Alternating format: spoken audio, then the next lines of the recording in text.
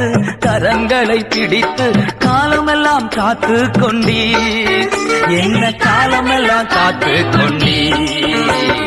உம்மை நம்பி உந்தன் பாதம் உறுதியாய் பற்றி கொண்டோ, ஒருபோதும் கைவிட மாட்டீர்.